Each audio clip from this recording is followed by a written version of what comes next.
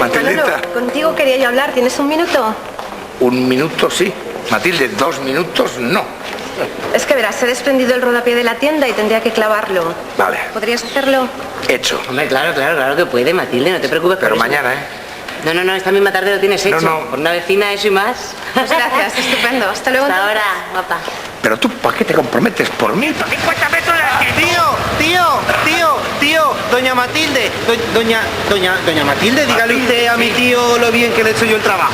El rodapié parece tallado en la pared. Ah, mira, se lo ha tallado. Además, me ha arreglado el marco de la puerta. Anda, Y ha clavado mira. los cubrecantos perfectamente. El marco se lo ha encajado y los cubrecantos se los ha clavado. Muy bien, hijo, muy bien. Bueno, ¿qué se debe? Nada, Matilde, por Dios, que nos vas a deber, ¿no? ¿Qué nada? ¿Qué estás diciendo, morros de choto? Mujer, no vamos a salir de pobres por un que se le ha clavado el chico y se lo han encajado, que supongo que se lo habrán encajado bien. Además, entre vecinos y amigos, nada, esto es un quítame ya esas pajas. Hoy por ti, Matildita, mañana por mí. ¿Cuándo yo? Pasado por este, Pasado por yo. mí, al otro por este.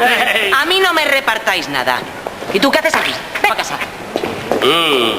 Bueno, pues gracias. Pues no hay de qué.